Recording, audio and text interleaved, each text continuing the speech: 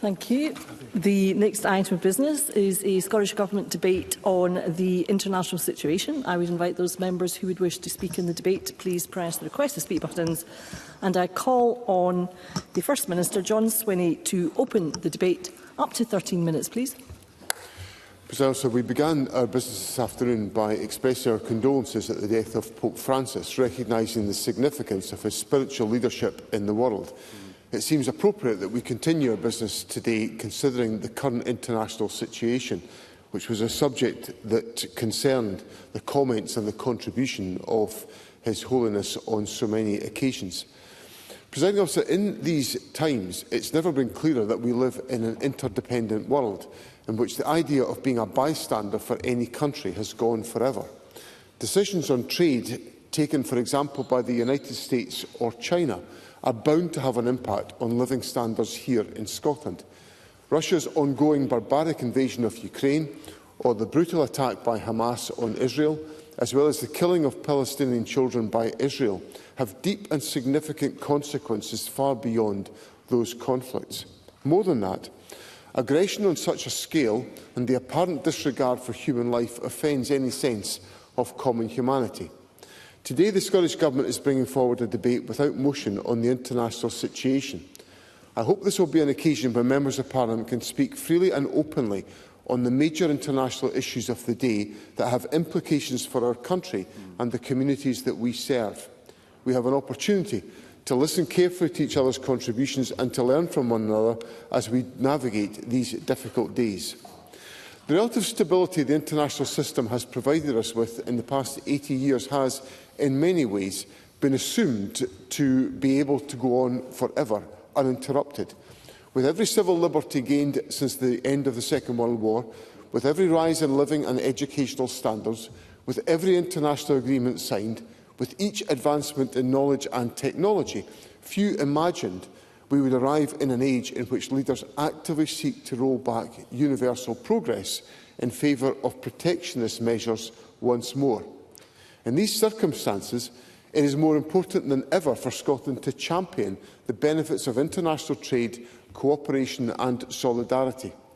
As leader of the Scottish National Party, I obviously believe we could both help people in Scotland cope with these challenges and to make our voice heard more effectively as an independent nation-state within the European Union.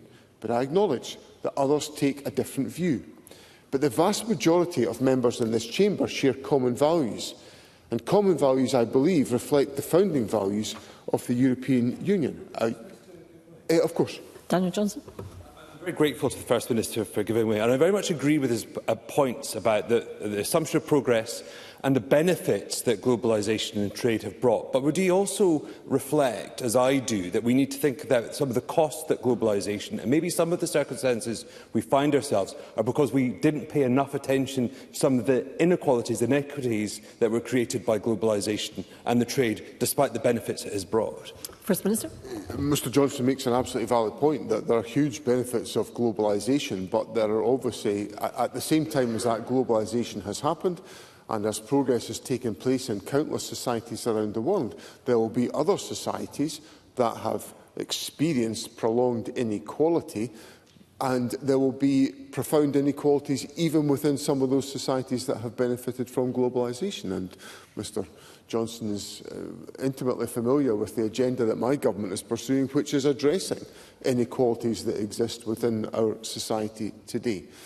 So there is much substance to the point that he makes, and we have to be alert to the implications of those inequalities and those dangers as we wrestle with what is a fast-changing environment in front of us. Of course. Stephen Kerr.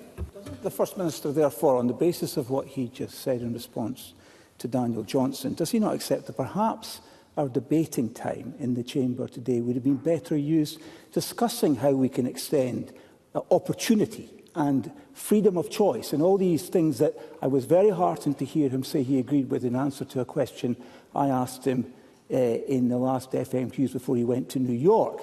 Wouldn't it have been better for us to have spent our time discussing how we can make those things happen in Scotland today, rather than this open-ended debate on the international situation? First Minister.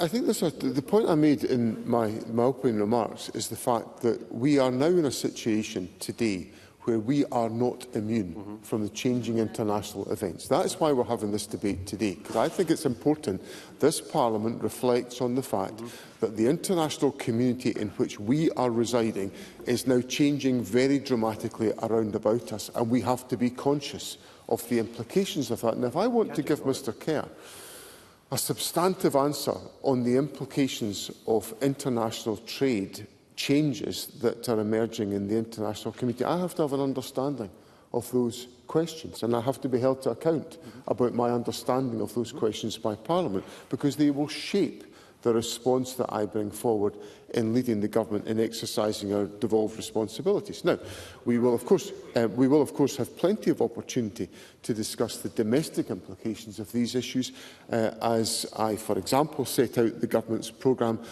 on the 6th of May, which will set out the further steps the government will take to implement our domestic agenda. I'll give way to Douglas Ross. I'm grateful to the First Minister for giving way, because he was offering a substantive answer. And given this is a wide-ranging debate with no motion, then I believe we can ask any questions seeking a substantive answer from the First Minister.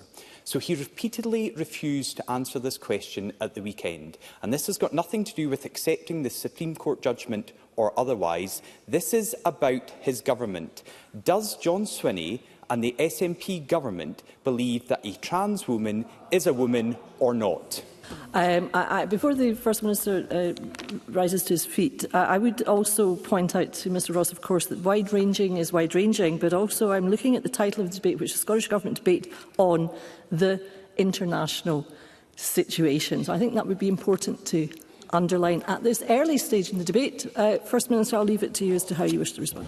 Well, thank you, Presiding Officer. But I think Mr Ross is obviously very familiar with the answers I gave at the weekend. So, given his familiarity, I'll stick very strictly to the contents of the debate to take this forward. So, I'll give way to Mr Ross again. Douglas Ross. I'm grateful, because I am familiar with the answers the First Minister gave at the weekend, because 5 times he was asked this question and he wouldn't give a clear answer. Mr Ross, could you resume? Mr Ross, could you resume your seat a second? Thank you very much. I have made it clear that, and it's a normal rule of this Parliament, that we do seek to debate the subject matter of the debate. I'm always happy to take a wide view of what that is, but I'm looking at the title, Mr Ross. The title is Scottish Government Debate on the International Situation. So with the best will in the world, Mr Ross, please bring your remarks within the remit of our debate today. Thank you very much. Thank you, Presiding Officer. I've been contacted by a constituent who wonders about the international response to the Scottish Government and the First Minister's answer to this question. Does he believe that a trans woman is a woman, yes or no? Mr Ross, I think we've kind of dealt with that. First Minister, please resume and carry on with your speech. Thank you. I think the international community will have seen that the Scottish Government has continued the important tradition of believing in the rule of law and accepting the Supreme Court judgment, which has been at the heart of my response this last week.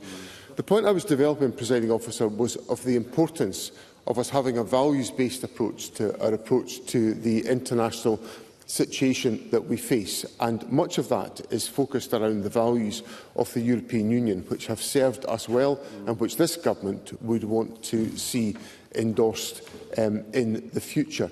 In addition to that perspective, our stance on international conflict also is relevant to the situation that we face, because as a country we have experienced the immediate implications of the Russian invasion of Ukraine in terms of the displacement of people, the increase in the levels of migration that this country has positively responded to, but also the significant disruptions to economic activity that have come as a consequence of that conflict. I make that point to illustrate that the implications of the international situation are felt directly and acutely here in Scotland as a consequence of their actions.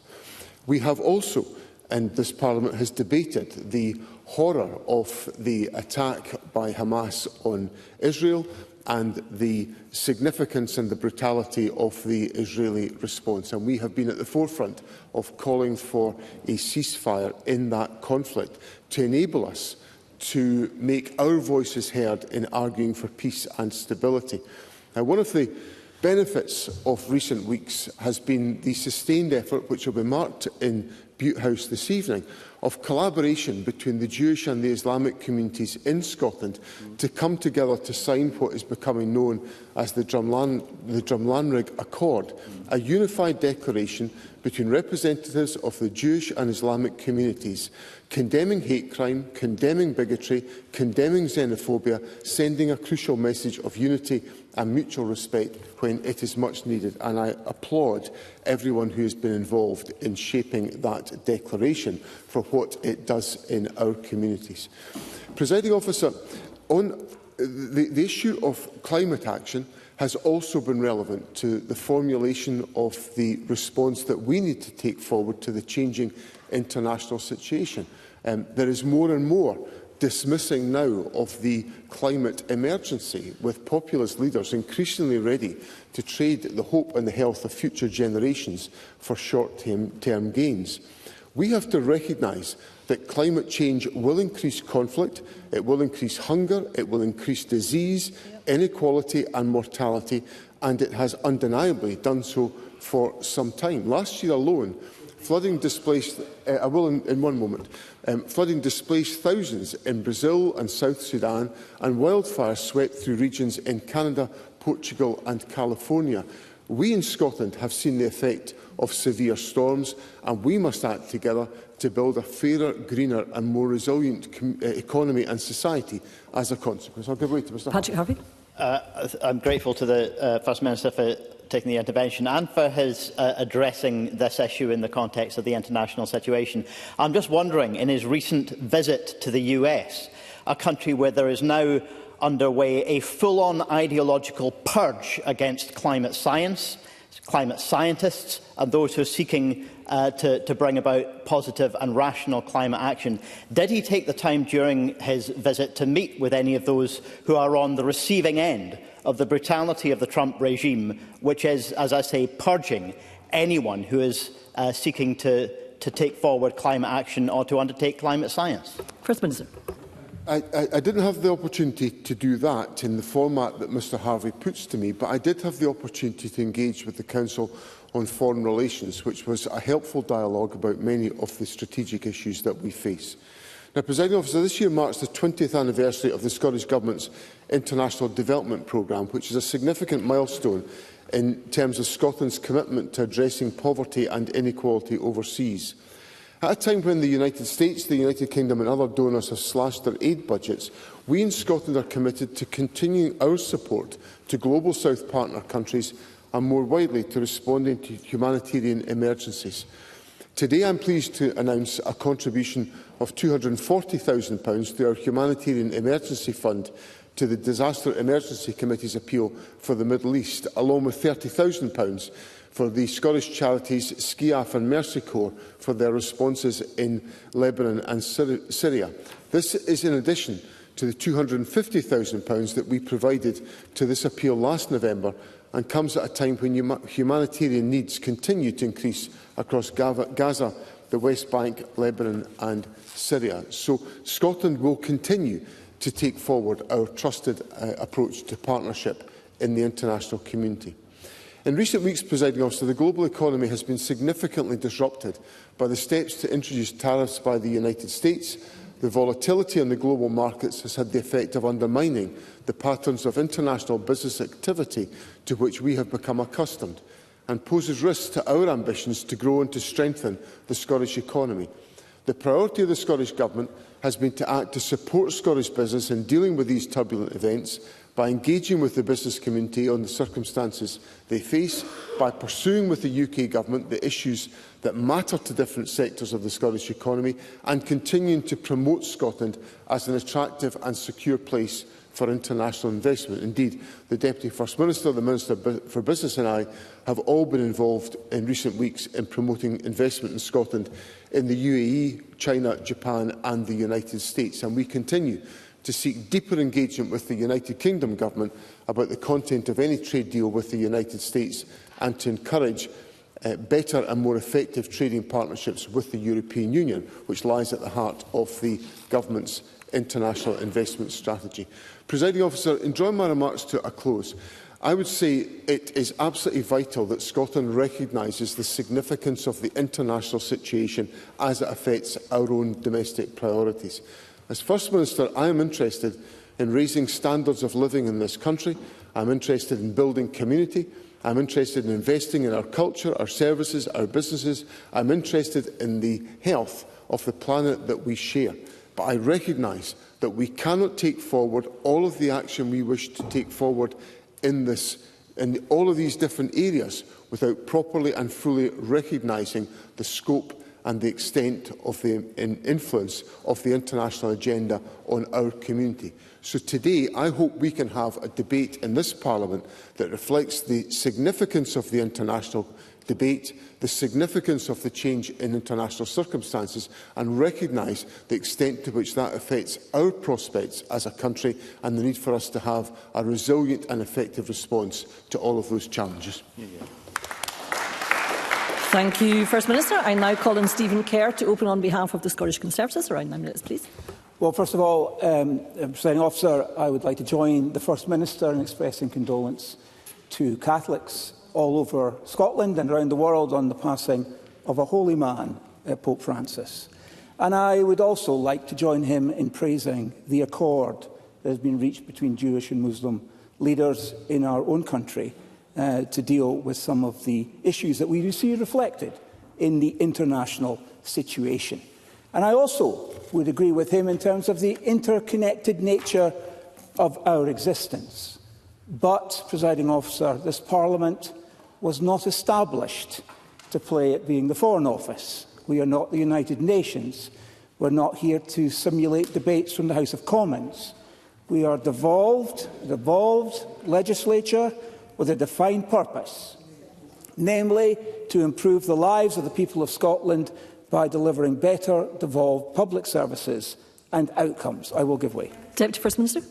I thank the member for that intervention. In terms of improving the well-being and the prosperity of the people, does he not appreciate that that relies on exports? And if I take the visit to the UAE as one example, in terms of single country sales forecasts for Scottish companies, the UAE now is only second to the US. He knows how exposed we are to the turbulence caused by US tariffs. Does he not think that that is in the interest of the people of Scotland to improve exports? Stephen Kerr. I agree that export sales are an important part of a prosperous and growing economy. But this debate has been deliberately framed, the international situation, and we are spending valuable time in this chamber, and we only have a few hours debating time in this chamber in a week. And what this is, in effect, and with all respect to the First Minister and to the Deputy First Minister, this is a distraction. This is an orchestrated sleight of hand by a failing government desperate to change the subject. Presiding Officer, this chamber was created to be accountable to the people of Scotland for devolved responsibilities, for health, for education, for transport, for housing, for justice and local government. Of course I will. Minister Jamie Hepburn. He describes this debate as an orchestrated sleight of hand. Would he reflect on the fact that the Bureau met, agreed to schedule this debate, brought it forward as a business motion to this chamber, and this chamber agreed to have this debate? Stephen Kerr. I return to my point, because his intervention makes no difference to my point. My point is the primary function of this devolved Parliament is to hold this government to account for issues that are devolved. But when the SNP is confronted with its dismal domestic record, it doesn't face the music, it changes the tune. Rather than deal with the growing crisis in our NHS, they want us to take time to debate Gaza. They want to, rather than talk about the collapse in our education standards, they prefer we discuss Ukraine. And rather than account for their economic underperformance, they would like us to stand up and offer comments on American politics or French farming. I will give way. Daniel Johnson. I wonder if I'm grateful for the member of Goodway. I have to disagree with him on a point, but up to a point. Because while I think that this is a chamber that is about devolved matters, the international situation does impact them. So, for example, Scotland has a very vital contribution to make in terms of the defence of this country. We have a substantial defence sector footprint, and one that actually I think sometimes this administration has been rather coy about discussing. Is that not such a thing that we should be relevantly discussing and absolutely highlight some of the shortfalls of this administration? Stephen Kerr. Yes, but the whole point of this time, this precious time we have in this chamber, is we should be focusing we should focus our attention on matters that are relevant to the purpose of this Parliament. And these matters are important matters. The subject and content of the First Minister's speech this afternoon was full of important matters. But that does not mean that those are the things that should take up the very little time we have in this Parliament in order to debate these issues and hold the government to account. I give way to Karen Adam. Karen Adam. I do thank the member for giving way, but does the member not agree with me that rise of right-wing politics across the world should be something that is absolutely front and centre in this debating chamber if history tells us anything? Stephen Kerr. And the way that we address the extremes in politics is by making sure that we do justice by the people of Scotland in areas that impact on the quality of their everyday lives. So, for example, on education, I will give way to the First Minister. First Minister. I tread delicately here without pointing out the total contradiction of Stephen Kerr's point that he's putting to Parliament today. Because in the precious time available to Parliament on First Minister's questions, Mr Kerr chose to table a question asking me about international trade. Now, does that not point out the fact that Mr Kerr is talking absolute nonsense in this debate today? Always courteous and respectful, First Minister. I'm not Mr Kerr? sure that is a respectful term, absolute nonsense, because we're all entitled. First Minister, if I may have your attention. The point of this members, debate is that Mr Kerr has the floor. Sorry? I was saying that Mr Kerr has the floor. Thank you. Thanks, Presiding Officer. Yes, thank you very much. The whole point is I'm not talking nonsense, because the question I asked at FMQs, and the Minister for Parliamentary Business did say that he would log the fact that I brought up an issue that involves Scotland's place in the world, and I accept that. But this is a debate entitled The International Situation. So I want to talk about situations that impact on the people of Scotland and look at them from the vantage point of the rest of the world. So take, for example, the SNP inherited the highest performing education system in the United Kingdom.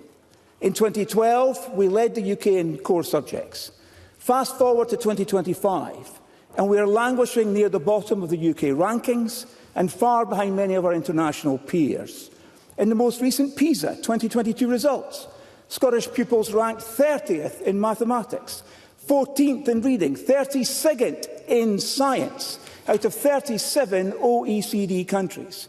We now sit behind countries like Slovenia and Latvia. That is not a record to be proud of. That is the international situation that we should be focused on, because that is the national embarrassment.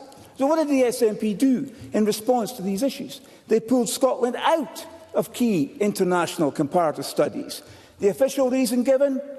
Budget priorities. The real result? Fewer benchmarks and less scrutiny. That's not reform, it's retreat. On health, the SNP tells us the NHS is safe in their hands, but the facts tell a different story. In the OECD's Regional Wellbeing Index, Scotland scores just 5 out of 10 for health. Life expectancy is falling. For men, it is now 76.2 years. For women, 80.7. That places us behind Ireland, behind Canada, behind countries that once looked to Scotland as a standard setter. The A&E crisis, now chronic. 723,000 Scots now waiting for outpatient or inpatient procedures. The legal 12-week treatment guarantee introduced in 2012 by this government, now routinely breached. In 2024, only 60% of patients receive treatment within that time frame. It is, in practice, a fiction. Social care reform. £30 million spent on plans for a national care service. Plans now shelved, stalled and subject to indefinite delay. Audit Scotland has described NHS Scotland as a crisis without a plan. Staff are exhausted. Infrastructure is crumbling. This is not world-class healthcare. It is failure institutionalised. On the economy, let's not be seduced by SNP talking points on foreign direct investment. The real measure of a healthy economy is whether its own citizens are investing and creating. And on that metric, Scotland ranks 34th out of 35 OECD countries for domestic business investment. That's second from the bottom. Only Cyprus fares worse. Unemployment rate sits at 73.5%, behind the UK average of 75%, ranking now below Portugal, Spain and Poland. Ministers talk about attracting investors, but they will not talk about the growing number of businesses that struggle to start or survive. Productivity remains low, confidence remains flat, and child poverty persists. Now, when it comes to transport, few scandals match the ferry fiasco. The Glen Sannox and the Glen Rosa ferries, ordered in 2015 for £97 million, are expected to cost over £300 million. Or consider the A9. In 2007, the SNP promised to dual the road by 2025. Between 2017 and 2022, not a single new mile was delivered. Mr Kerr, you'll need to bring your remarks to a close, please. And as of 2024, only 11 miles are dual. So let me talk about the international situation. In concluding your remarks, Mr Kerr, thank you. No one is calling Butte House for advice. The idea that foreign leaders are queuing up to learn from the SNP government is pure delusion. If they are calling it at all, it is to ask, how did it all go so wrong? And the answer is this: a government obsessed with image over substance, a parliament distracted from its purpose, and a politics that values posture over performance. And Mr Kerr, please conclude your remarks. I have been generous. Please conclude now, otherwise we'll move on directly to the next speaker. Thank you. I think that means I must sit down. Well, if that's one way to do it. Thank you, Mr Kerr. I now call on Neil Bibby to open on behalf of Scottish Labour. Around 9 minutes, please. Thank you, Presiding Officer. In opening, I join other members in marking the sad passing of His Holiness Pope Francis. He was a much-loved, compassionate and humble man. He cared deeply about the poor and welcomed the marginalised. He will be missed, and my thoughts are with all those mourning his loss. We meet today to debate global events and its implications for people here and across the world, and there is much to discuss, from the intentions of the new US administration to the war in Ukraine and the humanitarian crises in Gaza, Sudan and Myanmar, and much more. Like other members, I cannot possibly begin to address all of these issues and more in the time that I have. I therefore refer members to my previous comments on the need for peace and for international law to be upheld in the Middle East and in Ukraine. I will focus my remarks this afternoon on Scotland and the UK's place in the world, what we must do, what we must not do, and the opportunities we have in terms of our diplomatic, economic and defence policies. A lot of these will be reserved, but as Daniel Johnson said, some of these will be devolved. Of course, it's important to note there is no motion for the debate today. This may well be a reflection on the uncertain times we are living in. My initial thought when discovering that there was going to be no motion for debate was that it was perhaps an admission from the Scottish Government that a single motion cannot simply provide the answers to the countless complex challenges we currently face. That is on some level welcome, Presiding Officer, because anyone pretending to have all the answers here, I fear, is mistaken, and I welcome the debate being facilitated in this way. Because the international situation is unpredictable and is evolving rapidly. As the Prime Minister has said recently, the world as we knew it has gone. The world is changing, trade-offs will be required, and we need to adapt and move with the times too. But we should do so with caution. Caution because misinformation, which we see so readily on social media, can lead to miscalculations. Reliable intelligence from reliable sources and cool heads are required to navigate the difficult terrain that we are in.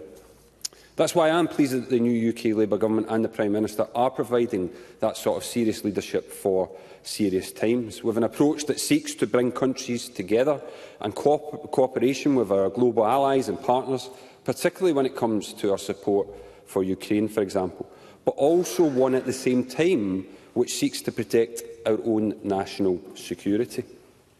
Strengthening relations with others whilst also focusing on our own self-reliance is a difficult but important balance to be struck. Countries have always and always will act in their own national interest, and we should be no different, but we should also seek to work together with international partners based on common goals. Strong diplomacy... Yes, I'll give way. Patrick Harvey. I'm grateful to Neil Bibby for giving way, and I wonder if he could say a little more about what he means by international partners with whom we share common goals. Given the Trump regime's alignment with anti-democratic forces and its direct threats against previously friendly democratic countries, surely the UK has to conclude that it can no longer be treated as a reliable ally. Neil Bibby. Well, I wouldn't agree with that last point Patrick Harvey made, but I will come on to some further thoughts on the relationship we do have with the United States. Strong diplomacy is based on common goals, but also on trust, and that trust will be tested when there is uncertainty about where countries we've had a long relationship with are heading, and the extent to which we do have common goals. In times like this, we do need to ask ourselves some fundamental questions. Where do we stand? What is it we want to achieve? And what are we prepared to do to achieve them? A positive and special relationship with the United States has been vital to Scotland and all of the United Kingdom and continues to be so. It has spanned countless presidents, prime ministers and generations of our citizens and Americans. Its importance cannot be overstated, and Scottish Labour understands this. That's why Anna Sawalha was in both New York and Washington recently, and that's, I'm sure, why the First Minister was also recently in the United States. This relationship has been helped enormously by the presence of the US Consulate in Edinburgh since 1798, and I do hope the US State Department will ensure it remains, as its closure would be a retrograde step. In just a few weeks' time, we will commemorate the 80th anniversary of Victory in Europe Day, where British and American forces stood shoulder to shoulder, many sacrificing their lives for the liberation of Europe from the Nazis. NATO was born thereafter, with the Ottawa Agreement to protect and defend our shared values of freedom and democracy. And that founding role, as well as Article 5, an attack on one is an attack on all, is as important today as it was then. Of course, standing with us in those dark days were our friends and allies in the Commonwealth, India, Pakistan, Australia, New Zealand and Canada, to name a few. And our relationship with them remains critical, and we should support them as they have supported us. And I would like to wish our friends in Canada and Australia in particular the best as they exercise their democratic rights over the next few weeks. So too does our relationship with our closest neighbours in Europe, and it is right that the Prime Minister is seeking to reset our relationship with the European Union, as well as ensuring we work together to strengthen security on the continent and support Ukraine from Putin's aggression. And on that, let me turn to the economic situation. The news that President Trump has suspended the proposed increased tariffs for 90 days is, of course, welcome. The Liberation Day tariff announcement caused an immense amount of uncertainty for businesses and markets around the world. Unnecessary barriers to trade and a trade war are not in Scotland's national interest or in the interests of working people. And any prospective trade deals must be in the interests of businesses, consumers and workers too. Isolationism may seem attractive to some, but it has costs. It's not for us to tell other countries what to do, but we must send a signal to the world that we are open for business. There are opportunities from taking that outward-looking approach. I believe by utilising the UK soft power and Brand Scotland, we can, for example, bring more tourists to visit and students to study here. Protecting the safety of our citizens is the first duty of government. Security takes many forms: economic security, food security, energy security and defence security, which the UK Government is significantly increasing spending on, and that is welcome, and I, like Daniel Johnson, hope we can have the opportunity to discuss that further. British Steel is also vital to our economic and national security, to sectors such as rail, construction and shipbuilding. The UK Government was therefore right to take decisive action to save British Steel and to pass emergency legislation to prevent the last of the UK's blast furnaces in Scunthorpe being shut down. Because if they were allowed to close, the UK would be the only country in the G20 without the ability to make primary steel. Considering the uncertainty of the international situation, we must support our industries to ensure that we are all well equipped to deal with all eventualities, and that's why it's also right the UK Government have announced an additional £200 million for the future of Grangemouth. The investment in Scotland's industrial future will allow for a transition plan for the site. Cementing our energy security is incredibly important, and establishing a public energy company is a key way to do that. I know that's something the Scottish Government promised and failed to do, but the new UK Labour Government is also now taking forward the creation of GB Energy, a government-owned renewable energy investment body that will be headquartered in Aberdeen. It will make us less susceptible to the volatility of energy imports. And that leads me on to the issue of nuclear. We can see in France the energy security and cheaper bills that nuclear has provided there. Meanwhile, here in Scotland, the Scottish Government's continued opposition to new nuclear power and small modular reactions is costing Scotland jobs, it's costing Scotland investment, and I don't believe that's in Scotland's national interest. And given the current situation, I think we do need to look at, differently at our policy positions. But Scottish Labour have said we would lift the ban on new nuclear, which is holding Scotland back. Presiding Officer, as I stated at the outset, these are uncertain times.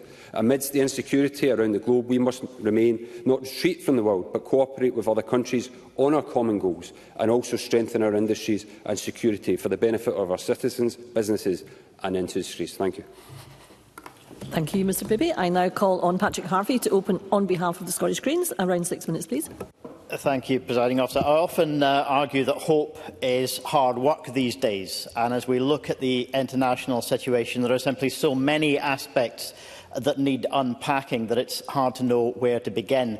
Whether it is the economic chaos that's coming from Donald Trump's on-again, off-again, will-he, won't-he tariff chaos, whether it's the security implications of his realignment of US posture against democratic countries and with Putin's regime. And I do say that there is a need for Europe, and in particular the UK, to recognise that in that context the US can no longer be seen as a reliable ally. Whether we look at the Russian occupation and war in Ukraine more than 3 years on from the full-scale invasion, or Israel's genocide in Gaza, over 50,000 dead, mostly civilians, at least half women and children, and endless examples of Israeli government and IDF openly committing war crimes and celebrating it, or indeed the wider violence in the wider world.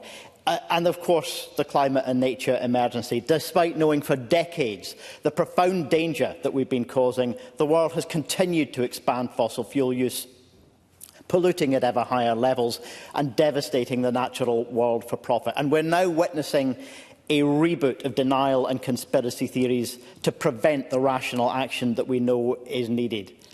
The scale of the refugee crisis also continues to grow. At the end of 2023, over 117 million people around the world were forcibly displaced due to persecution, conflict, violence, human rights violations and more.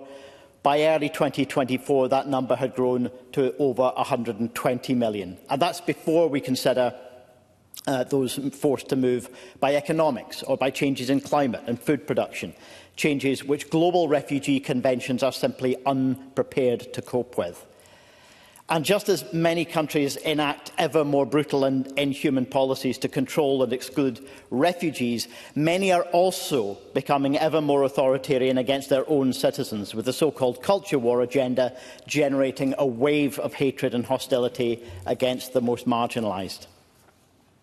But are these really disparate crises, each with a specific source of chaos in a turbulent world? Or are they aspects of a wider, more general crisis, one of humanity's making and which threatens our whole world? It can seem like a daunting question, even to consider. In my view, the writing recently of Naomi Klein and Astra Taylor has come close to an answer. Their description is of the rise of what they describe as end-times fascism. Now, there will, of course, be some who scoff and splutter whenever the word fascism is used, despite the evidence. But those who refuse, even for those who refuse to see what's in front of them, as they see a US administration using every possible means to prevent the peaceful transfer of power after losing an election, or once returned to power, overseeing an ideological purge and a literal purge of people legally protected from deportation. For those who refuse to see fascism for what it is, even when it's in front of them, I can't help. But the point that Klein and Taylor are saying is beyond this. They are contrasting the fascism of the past which offered the selfish hope of a purified future for the chosen, they're contrasting this with the end-times fascism of today, led by those who appear to be prepping for the catastrophe they themselves have caused. Whether it's controlling and expelling unwanted people, seeking to exploit the resources of other countries through threat, occupation or abuse of economic power, whether it's the super-rich trying to buy their ticket out of collapse in gated communities, corporate city-states or Elon Musk's absurd fantasy of a future on Mars once they've destroyed the life-sustaining conditions on this world, or indeed whether it's the fossil fuel industry doubling down on its own self-interest despite knowing the consequences. It all gives the appearance of the alignment of powerful political and economic interests who've recognised that we are already living in an age of consequences, of crises brought about by their own actions.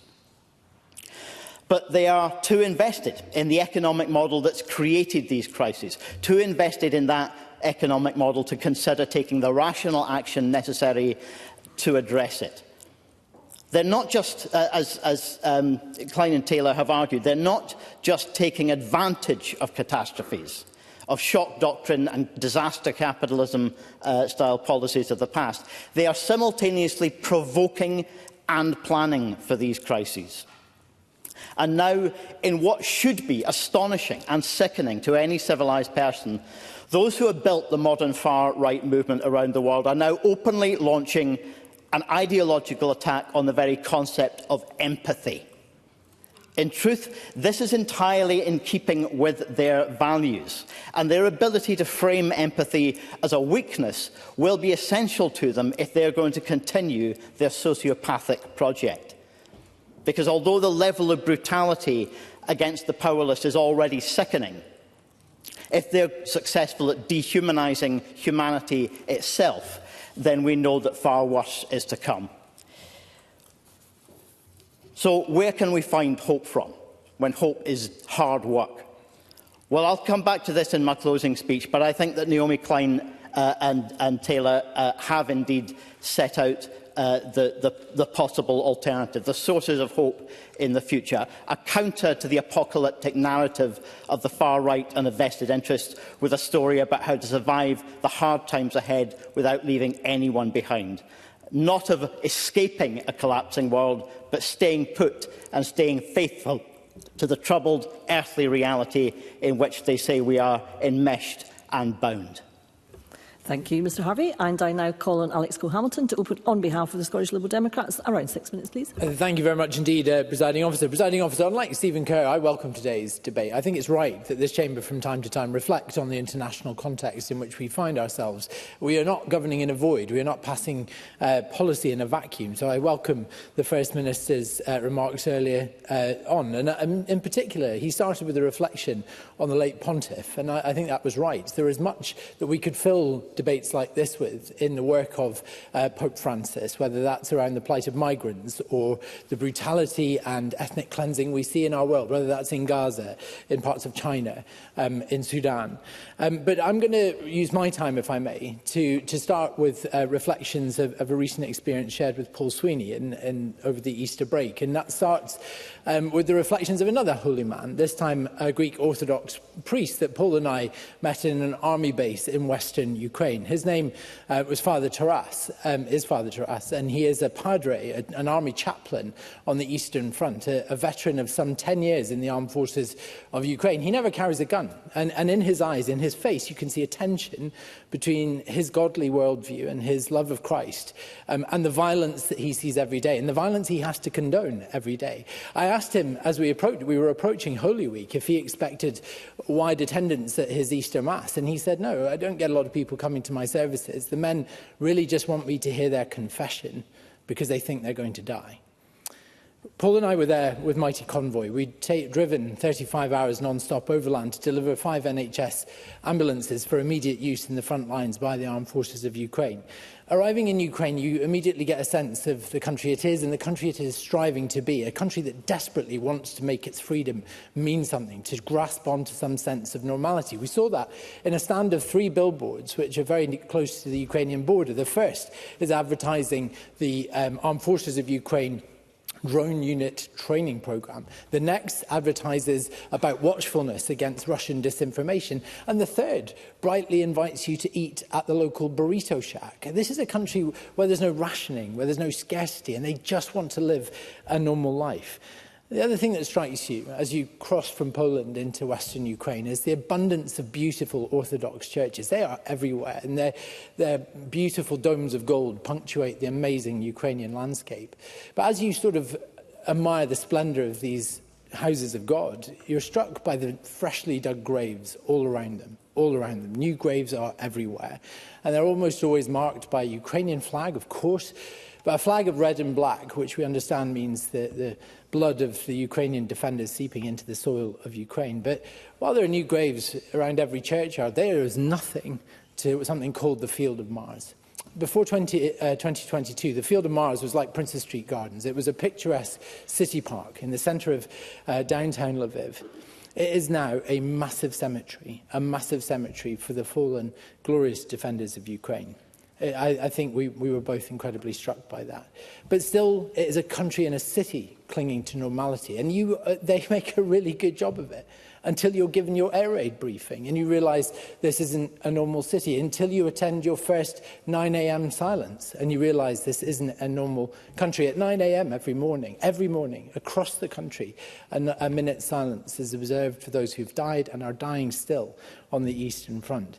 Paul and I observed our 9 a.m. silence in something called the National Rehabilitation Centre, where we met the heroes of Ukraine, each of them veterans of the Eastern Front, each of them losing limbs and eyes and a lot of their kind of mental capacity, but still with a defiance they met us. They are constantly expanding this beautiful facility, and we advised that in 2 months' time they will open a centre for survivors of captivity and torture. Such is the demand for that kind of support by the returning soldiers coming on prisoner exchanges from Russia. We were very grateful to be received by the mayor of Lviv, Andrei Sadovyev, who told us about what wartime city life is like. And it's just like any other city, only with added complications. They still have to manage the bins. They still have to fill the potholes. But for all the 32 local authorities of Scotland have struggled with making the books balance for this year's spend, imagine having to hypothecate 20% of your local authority budget for weaponry to the Eastern Front every single year. Such it is in Lviv. We also visited a drone factory, and this is where I can see there is some hope in the fact that whilst, of course, Ukrainians are worried about the withdrawal of American support, they are desperately ramping up their own military capability. The drone factory that Paul and I saw was making 10,000 drones a month. The armed forces will take delivery of 4 million kamikaze drones this year alone. We finished our trip. I will certainly take an intervention from my friend Paul Sweeney if I have time. Paul Sweeney. I thank my friend for giving way. He's making a very eloquent speech about a recent expedition.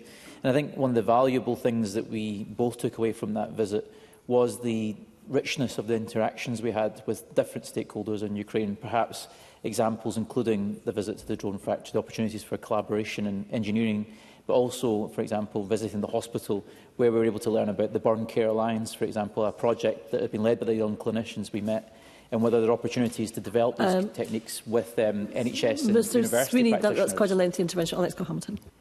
I absolutely agree. I think Paul Sweeney is absolutely right about the importance of those relationships with stakeholders. I'll finish with this. The base where we delivered the ambulances from Mighty Convoy, and I have to thank Simon Brake for his work with that. We had a ceremonial presentation to the brigade commanders at that base. 2 days after we left, a Russian spy was uncovered at that base with orders to assassinate the very commanders that we'd presented the ambulance to. Presiding officer, this took place 3 tanks of diesel and 1 set of road tolls from where we are right now. This is on our doorstep, this conflict that will define our century, and we have to give all of our thanks, all of our support, all of our energy towards the fighting men and women of Ukraine who right now are the first and last line of defence against Russian tyranny. Thank you. Thank you, Mr Cole-Hamilton. We will now move to the open debate. I would advise members that, in fact, the allocated speaking time has been put forward by party business managers and agreed to. So SNP backbenchers will have up to 4 minutes, the Conservative backbencher will have up to 6 minutes, and the Labour backbencher will have up to 8 minutes. And that saves me having to explain that vis-à-vis every single speaker. With that, I call George Adam to be followed by Douglas Ross. Mr Adam. Thank you, Presiding Officer. And where to start and how to summarise the international situation in 4 minutes. But a good starting point is probably, like our First Minister, to take a moment to reflect on the sad news of the passing of Pope Francis. I'm not a religious man myself, Presiding Officer, but I know full well the strength and comfort that many of my constituents in Paisley and right across Scotland draw from their faith. Throughout my time as Paisley's MSP, our local Catholic community, I've been able to work very closely with them. And I know just how much Pope Francis meant to them, to the Diocese of Paisley and to the wider community. So today, Presiding Officer, my thoughts are very much with them as we all mark the loss of a humble and compassionate man. A man whose values of peace, dignity and kindness spoke far beyond any single faith or border. And there is much that we can learn from him and much that is very relevant to today's debate. Currently, we're sitting in a... Yes, I will Jackson do. Carnor. My good friend Bishop John Keenan will be leading a Mass for Pope Francis this evening in Paisley Abbey on behalf of the diocese. And I wonder if Mr Adam hopes to be able to be present. George Adam. Unfortunately, I've got some other business today, but I would have quite happily been there today for that as well. But one of the things that I wanted to talk about here, Presiding Officer, is the rise of the far right at home and abroad. And it's very relevant to the people we represent, and they are worried about what's happening there, because good, honest, hard-working people are being manipulated by those in the right, by playing on their fears, by scaring them to the extent that they start to believe the lies and the disinformation that is coming from those in the far right. And whether it's in the streets of Scotland or the corridors of power in Washington and Moscow, this ideology offers nothing but hate, division and disaster. We've seen the damage that these fears can do. Donald Trump, back at the centre of global politics, stoking tension and slapping reckless tariffs on Scottish industries, from whisky to salmon, and putting thousands of jobs at risk at the same time. His ignorance of world affairs and his contempt for international cooperation is not just bad for Scotland, it's not just bad for business, it's a global threat. Now more than ever, Scotland must unite around our shared values that bind us as a nation, not the ones that tear us apart. That brings me to the tragedy in Palestine, Presiding Officer. The suffering in Gaza over the past year has been utterly heartbreaking. More than 13,000 children and 8,000 women have been killed, innocent lives lost in a conflict that has shattered families and devastated people. It is my belief that standing for Palestine is about standing for human dignity and peace. Hamas cannot be defended for their actions, but the suffering of the Palestinian people cannot be ignored. The SNP have been clear from day one that we're calling on an immediate ceasefire, the release of all hostages and the recognition of a Palestine as a state. This isn't about politics, it's about ending the slaughter and giving people the right to live in safety and in freedom. This is also Ukraine's fight for democracy we're talking about, Presiding Officer. Russia's brutal and illegal war on Ukraine is the greatest attack on peace in Europe since the Second World War. Scotland stands proudly with the Ukraine and its people and its democracy and its right to freedom. But we've already experienced how President Zelensky was made to look in the White House by Donald Trump and JD Vance, where they actually went to the stage of even having a go at what he was wearing. And JD Vance is currently touring the world, talking about and denying climate change as we speak, just to make a buck. That is where they are at the moment. Presiding Officer, all of this, the rise of the far right, the suffering in Gaza and the brutal war in Ukraine shows us one thing: Scotland cannot afford to leave its future in the hands of others. We didn't vote for Brexit, but we're paying the price. We watch on as Donald Trump talks about turning his back on NATO and walking away from Europe. This is not the future I want for the people of Scotland. An independent Scotland, back in the European Union, standing shoulder to shoulder with our neighbours, will give us strength, the security and the partnership we need to face whatever comes next. Presiding Officer, in the coming months, we must not look at the world as it is at the moment and accept it. We must fight for the world as we want it to be, as the way the world should be. That's what built this Scottish Parliament. That's, Presiding Officer, what will create the better tomorrow that every single one of us wants in this chamber.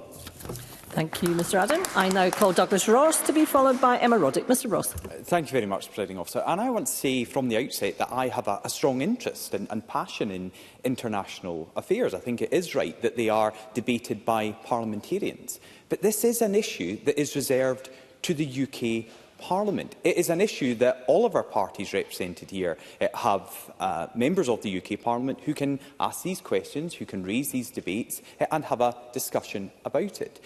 And there has been some speeches today which I think have been very compelling. I think what Alex Cole-Hamilton and Paul Sweeney spoke about on their visit was important. But we can discuss and debate those in members' business time at the end of the day. Right now, we are in government debating time. This is a topic brought forward by the Government of Scotland. And we have also been on recess for a fortnight. We have not been here for over 2 weeks. And what are we voting on tonight? Nothing. We don't even have a motion. We will not have a single division of this Parliament on the first day back after recess, because this is the topic the SNP government have chosen to debate in their scheduled time. So what could we have discussed today? Well, I'm just looking at the submission of statement requests from just the Scottish Conservatives, and I'm sure there were plenty of others from the other parties. We wanted a statement or a debate on the situation with RAC. Where are we with that in our public buildings? We wanted a statement on agriculture policy, because it is a continuing issue that is affecting our farmers and crofters. We wanted a statement on the massive increase in ADHD referrals here in Scotland. We wanted a debate on the care home sector and the challenges it is facing. Point of order, Patrick Harvey. Grateful, Presiding Officer. The member appears to be debating a business motion which was debated and voted on before the April recess, rather than debating the international situation. I know Mr Ross doesn't always follow the standing orders of the Parliament, but I wonder if you could advise on this point. I can advise on the point that if he remains relevant to the motion that we're discussing, I'm happy to let him continue. That's not a point of order. Douglas Ross, to continue. Can you confirm I'll get my time back? Because we'll get your time I'm back, grateful, Mr Ross. because I'm just going through some of the points that one party in this chamber would like to have been debating on our first day back after recess. I was speaking when Mr Harvey made his spurious point of order about the care home sector, something that affects every one of our constituencies and regions, but we're not having an opportunity to debate it. There were some local issues. I know Stephen Kerr wanted to discuss the flood prevention schemes in Falkirk, I think it was, and the decision by the Scottish Government not to call that in. I asked for a statement, Presiding Officer, about the £67 million loan that has gone to NHS Grampian. There are legitimate questions to the Health Secretary, who's sitting on the front bench on his phone, to the Government in general, about that situation, but no, that was all refused. So there are issues that we could have been debating today. We could have spent longer. I just want to make a bit of progress, if I can. We could have spent longer today debating the Supreme Court ruling, something that does have an international context because it has been reported on around the globe. The Scottish Government went to court over the definition of a woman and lost, and we got 30 minutes as parliamentarians to debate it. Maybe if we had a full debate this afternoon on that ruling, maybe Nicola Sturgeon would have turned up. All we've had from her as the former First Minister who took that legislation through this Parliament is a selfie from the gym, but not a single comment on what she believes that judgment means about the legislation she tried to pass and the government she led and the government she is still part of. Another point I was hoping to discuss in this Parliament was about the massive pay increase that has been awarded to Scottish Government ministers. Now, I will give way to Jim Fairley.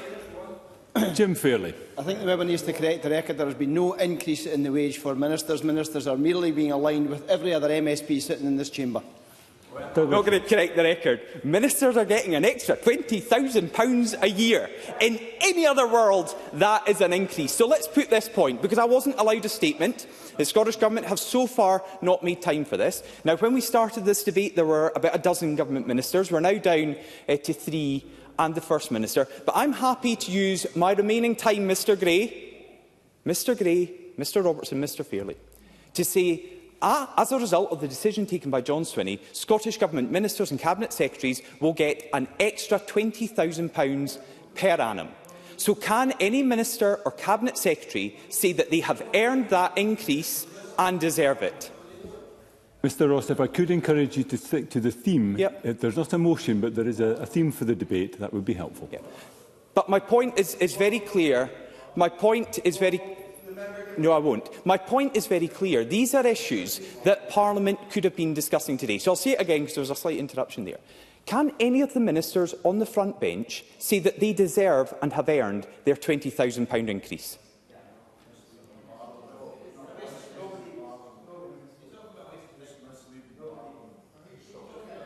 I'm quite happy to continue to wait. I've got about another minute because of the intervention. So I'm just going to stand here and wait. If any of these highly paid Scottish Government ministers can defend their £20,000 increase to the public, tell us now. Mr Ross, if you could return to the topic of the debate this afternoon in your remaining 30 or so seconds. Okay. And I'm making the plea again. Come on. If Mr Swinney believes that they deserve that funding, that increase of £20,000, tell us about it. I'll give way to the First Minister. I'll give way to the Cabinet Secretary. I'll give way to Angus Robertson or Jim Fairley. If you can conclude, Scottish Mr Government Ross. Minister defend it. And maybe that's why we're debating this international debate today. Maybe this is why the topic chosen by the SNP government is one that they are not in charge of, because they cannot answer simple questions about the area of their responsibility. And I think the people of Scotland can see that, because they can see this is a government who take them for granted, who provide massive pay rises for their ministers and can't even hold themselves to account. Thank you. I now call Emma Roddick to be followed by Paul Kane. Up to 4 minutes. Ms Roddick. Thank you, Presiding Officer. To start with, I hope the Scottish public can see that the Tories would rather stand in silence than stand with us against the rise of the far right, which, by the way, affects absolutely every person in society.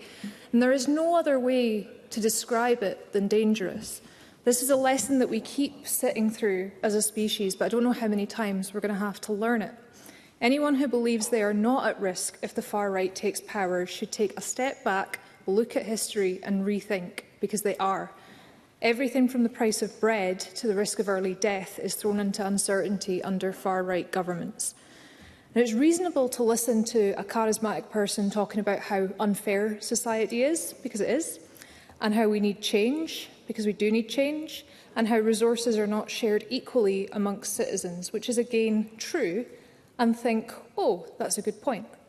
The danger is then accepting it when they conclude those reasonable statements by taking the time to blame a minority group or suggest that removing fundamental human rights from those groups is the right thing to do, or that doing so is the only way forward. It is never the only way, and it shouldn't even be on the table. There have been some really interesting statements on globalisation and trade this afternoon, and I'll be thinking about some of them for a wee while. And I again found myself sitting at the back here thinking, if we were an independent country, we could really get into the detail here on trade decisions and how they impact a lot of the different priorities that we have actual consensus on in here. My concerns with globalisation do include things like protecting high-quality Scottish lamb, whisky and the sustainability of our consumer practices. But in terms of the debate today, the globalisation of information, misinformation and disinformation is at the front of my mind. Many of us have first-hand experience of very believable disinformation on Gaza, Ukraine, or even the legitimacy of the rights of women becoming unavoidable on the phones that we carry everywhere. In the last decade, we've seen Facebook criticised by the UN not just for not stopping people from making use of its platforms to incite violence, but for actually designing algorithms which, in their prioritisation of promoting engagement, actively contributed to inciting genocide in Myanmar, because that's what got the comments and the shares that its creators said that they wanted. Now, today, AI models involved in social media analytics and promoting news content have even more autonomy and even less oversight than the algorithms which favoured videos promoting genocide. These models don't just learn that people engage when they're angry and show them what makes them angry. they can actually create that anger. When AI models are being created and invested in by those who don't just want to be at the forefront of technological advancement, but are working to advance their own interests, we have to be extremely aware of our collective vulnerability to manipulation. Opinion, fact, and voting habits are up for sale. It can seem very difficult to be a force for good in this world, but when it comes to the far right, it really is easy. We have to draw a line somewhere, and it should always be drawn in advance of the point where you start seeing some humans as less than others.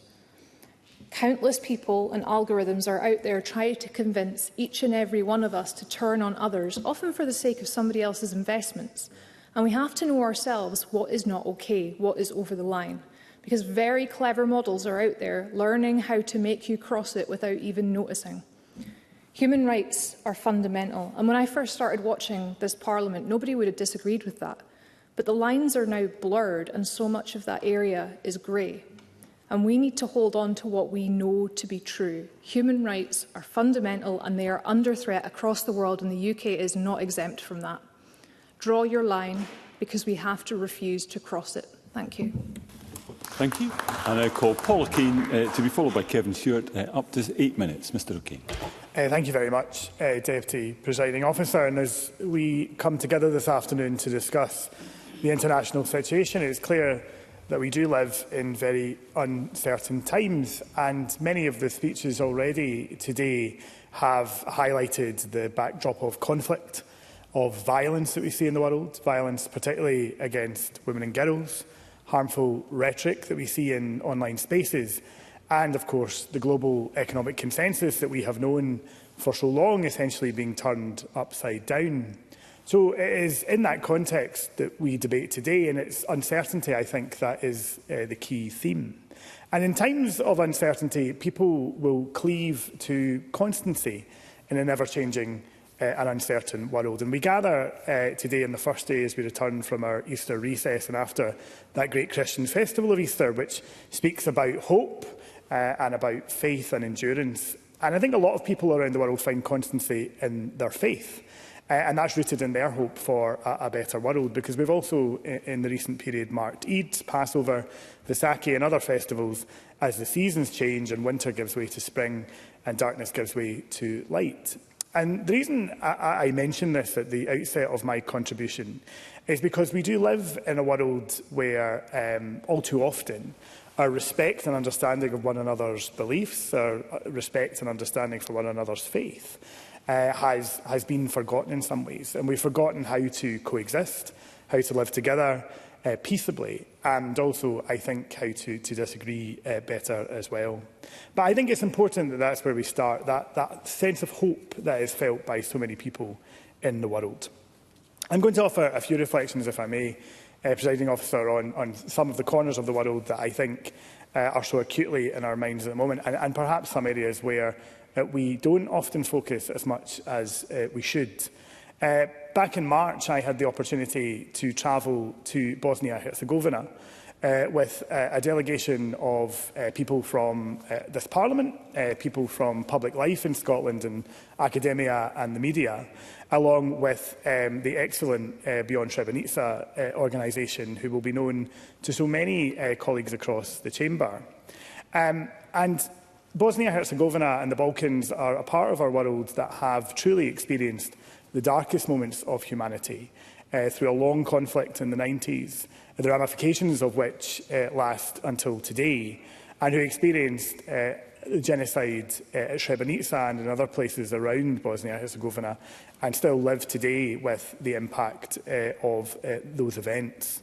The opportunity to visit those sites, to meet with people who experienced that war and that genocide, to gain a better understanding of their experience and of the issues that still persist in that country today, was hugely moving, but it was also hugely informative for me and for those who joined the delegation. And of course, today in that part of the world and in Bosnia-Herzegovina, there are far too many people who engage in denial of what happened at Srebrenica. There are actors within that very complex country and a very complex agreement that was made after the war who seek to diminish and to reduce the stories of that genocide to nothing more than what they would call rumour. We have seen attempted coups in parts of Bosnia-Herzegovina, particularly in the Republika Srpska, and there are people still walking the streets of communities today, side by side with those who they would have carried out horrendous acts against. So the plea from everyone I met in Bosnia and Herzegovina was not to forget about the Balkans and not to forget about Bosnia-Herzegovina and the real challenges that persist and exist. I had the opportunity to speak, as I say, with many people who are very afraid of the current context that we see in the international situation. They are deeply concerned about the actions of Russia and of Vladimir Putin. They live very close, of course, we know, to countries which border Russia and indeed to the conflict in Ukraine. One man I met in particular spoke about how he feels more afraid now than at points he did as a child growing up in the 90s. And he's worried about what the future means for his children. And he actually told me that he went out when the war in Ukraine started and he bought a gun. And when I said to him, why did you do that? And he said, well, I don't know how to use a gun and I'm not sure I ever will. I just need to know that I've done something in order to try and protect my children. And I think that really brought home to those of us who were speaking with him how people feel in that region of the world. And they need the support of the international community to stand with them and not to forget about them in order to offer that degree of protection and support and to ensure that we do not see aggression in the future that we have seen in the regions in and around Ukraine and bordering Russia that we have seen in the recent years. So I wanted to put this on the record as well because the experience I had in Srebrenica won't leave me. Those rows and rows of white stones that mark where so many Muslim men and boys were massacred. There is a stillness there, there is a sadness there, there is a reality of what human beings can do to one another when they do not heed the calls of history, but they also do not heed the need for us to understand one another better. And it's why I am pleased that the Scottish Government on Holocaust Memorial Day made that commitment to funding, ongoing funding for wider genocide education. And indeed, of course, we would recognise the importance of Holocaust education within that and the work that's done across Scotland to tackle anti-Semitism and rising anti-Semitism. Yes, I'll take Daniel Johnson. Daniel Johnston. Very grateful to my friend for giving way. And he talks about education. And actually, one of the things I remember about the Bosnian conflict was that it was seen as war returning to Europe. But we seem to sort of almost treat it as an aberration. With the war in Ukraine, does he agree with me that we need to take the matter and the prospect of war within Europe much more seriously? And that's the real lesson from the Balkans conflict of the 1990s. Okay. I think Daniel Johnson is absolutely right. And I think that's what we heard time and again from those we met in places like Sarajevo and in Srebrenica was how quickly, perhaps, we forget. And we saw a stability and a peace in Europe for a period of time, which we thought was the consensus, but the reality has been shattered once again. And it is important that we all take seriously the issues in Ukraine. Today, of course, we have also reflected on the passing of Pope Francis, and I would want to add my voice to the tributes that have been paid across this Parliament, because he was, of course, another constant, I think, in an uncertain world. And when we discuss the global context and the global situation was never far from the mind, the words and the actions of Pope Francis, because he was a Pope who prioritised leadership, I think, on the world stage and ensuring that people could reflect in him their aspirations for a better world. He was a Pope for the poor and the dispossessed. He opened doors in the Church and in the world to mercy, compassion and hope. He was a Pope for our environment. Laudato Si was a transformative document calling on us all to be stewards of the world and the environment we live in. And of course, he spoke out passionately and with compassion on the situation in Palestine and Israel. Indeed, most recently on Easter Sunday, calling for that ceasefire, that release of hostages, aid to get through to starving people and an end to the killing and the violence. And we have also heard how he spoke to the parish priest in Bethlehem each and every day of the conflict, right up until he died. So, Presiding Officer, in drawing to a close, I think we should all rededicate ourselves to his example. We must not forget the corners of the world where there are conflicts, and we should unite as a Parliament to do that. I'm very grateful. Thank you, Mr O'Kane. I now call Kevin Stewart to be followed by Michelle Thompson, up to 4 minutes. Mr Stewart. Thank you very much, Presiding Officer. Rarely has the international situation been so bleak on so many different fronts. From Russia's war of aggression in Ukraine and Israel's genocide of the Palestinians in Gaza to America's trade war with the entire world. And we're seeing the rise of the far right globally, with their lies and with their disinformation, which have become accepted by many in our world. These are truly dark days. Now, there is no immediate end in sight for the conflict in Ukraine, with Ukrainians being given just enough support to hold ground, but not enough support to actually win. And to make things worse, President Trump insists on plundering any riches of Ukraine that Russia has yet to steal as the price of his half-hearted support.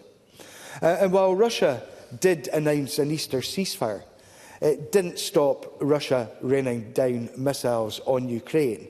And now that this false hope has gone, Russia's aggression has intensified. Meanwhile, in the Holy Land, there wasn't even the pretence of a ceasefire this Easter. The situation in Gaza remains dire, with the conflict remaining intense and civilian casualties continuing to grow. I hesitate to use the word casualties, as it's clear that in many cases civilians have been deliberately targeted, and the word victims is more apt. However, while bombs and bullets have killed many in Gaza, with most victims being women and children, it is starvation and disease that are bringing apocalyptic levels of suffering to the children of Gaza. And let me take this opportunity to join the late Pope and to praise the late Pope for his constant calls for a ceasefire in Gaza and the Holy Land.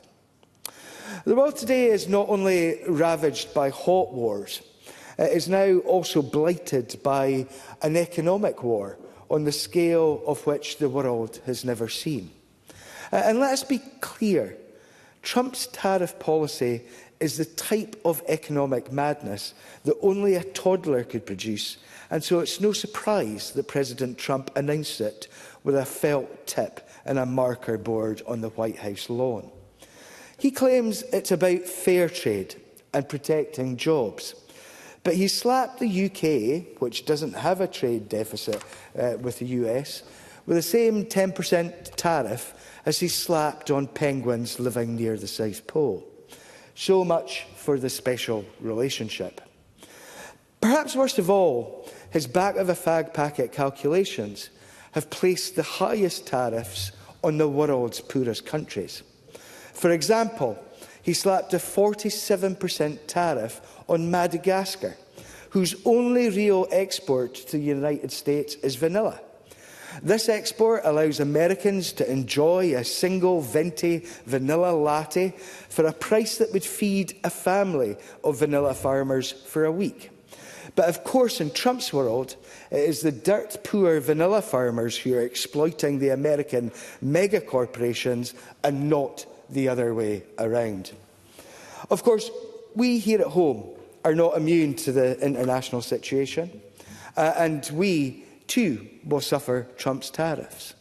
But we must all come together to fight the far right and the rise of the far right here and across the globe. And I welcome the First Minister's efforts to prevent the far right ideology that is so prevalent abroad from getting a foothold here in Scotland. Thank you. I now call Michelle Thompson to be followed by Audrey Nicholl, up to 4 minutes. Ms Thompson. Thank you, Presiding Officer. And for the record, I state clearly and openly that I am dismayed by the rise of the far right across the world. And history has shown us when the far right is strong, it can lead to wars, poverty for many, the removal of rights and weakening of the judiciary. So it does seem ironic that in Scotland today, women have had to battle to reassert their rights. Science has been consistently denied. And just at the weekend, we had dangerous commentary about the judiciary, which we should all condemn wholeheartedly. And I say this because we cannot afford to be complacent and we need wise heads to prevail. So today, in my few short remarks, I want to focus on Trump's tariffs and their implications. Firstly, it's useful to understand how arbitrary they are. They're based on dividing the US trade deficit in goods with each country by the value of that country's imports, then dividing by 2. However, if it had been imposed consistently, countries such as Australia, with which the US runs a trade surplus, would be due money back. So instead, the calculation was abandoned for countries with little or no trade deficits and 10% imposed. It's a myth that the UK got a better deal because of Starmer cozying up to Trump. The consequences have most obviously seen a destabilising of international markets. And at close of play yesterday, the Dow Jones Industrial Index was trading approximately 6,000 points lower than at the end of January, whilst the relative safety of precious metals such as gold were up again in price. So for many, the biggest concern is the less well-reported impact on the bonds market. The US has introduced a rise in the cost of debt with which Liz Truss would be proud. The cost of debt for the US has risen, but also for the UK, who are paying over 4.5%, a clear measure of a lack of fiscal resilience in the eyes of investors. And this will ultimately lead to a decrease in public sector spend and Barnett consequentials or tax rises. So this debate is highly relevant for this Parliament. A fear of rising inflation in the US and the possibility of a global recession is just part of the price being paid for Trump's incompetence. And it's not just the large advanced economies that are being hit, it affects poor countries as well. Take Malawi, for example. It's been hit by a 17% baseline tariff by the US. US stocks ended sharply lower overnight after Trump intensified his criticism of Federal Reserve Chair Jerome Powell, raising concerns about the central bank's independence and unsettling investor confidence. This has further weakened the US dollar, with further overnight declines against most major currencies. What then of trade negotiations? Some countries, including the UK, seem to be signalling going down the path of appeasing Trump. Fears are being expressed that this might include compromising on domestic standards, particularly for our Scottish food products, where provenance and quality are our calling card. However, my fear is that a path of appeasement will only embolden Trump. There is no sign I can see that he's open to calm reasoning. And I end by making the obvious point that we need to revisit and revise Scotland's export strategy in the light of world events and also our economic and financial policies. Thank you. Thank you. I now call Audrey Nicholl to be followed by Karen Adam. Up to 4 minutes. Ms Nicholl. Officer, so I'm very pleased we're having this debate on the international situation. I've never really understood why we haven't spent a bit more time debating issues impacting Scotland in the international space and that have the potential to threaten our democracy, our security and our future. And that said, I do commend the scrutiny undertaken by the SEAC Committee on a range of issues such as Brexit, the implications of the Internal Market Act and the review of the TCA. However, across the world, democratic systems are under pressure, with fundamental principles being challenged in and, in some cases, actively undermined. So where does Scotland see itself in all this? How do we remain safe and prosperous? So I propose we give it less passing attention and recognise how our domestic policy can and should intersect more closely with international policy across a range of areas, including defence and the security of our energy infrastructure. Scotland is a peaceful and prosperous country, but we are not immune from the impact of global events and conflict raised by colleagues this afternoon, such as that playing out in Gaza, Ukraine or Sudan, or the implications of globalisation withering on the vine courtesy of US tariffs. Now, some may welcome this, of course. So firstly, on energy infrastructure security. The UK Strategic Defence Review is considering the reforms needed to meet the challenges of the 21st century and is expected to advise on an expansion of our military footprint in the Arctic and High North as the region becomes increasingly contested owing to melting sea opening up access. And on a recent parliamentary visit to the Faroe Islands, we discussed High North security, but in the context of undersea infrastructure, in the main gas pipelines and data cables. And just last week, we saw 2 incidents where RAF Typhoons were scrambled to intercept Russian intelligence aircraft in NATO airspace. Indeed, 50 Russian aircraft were intercepted by RAF jets scrambled from RAF Lossiemouth in 2023.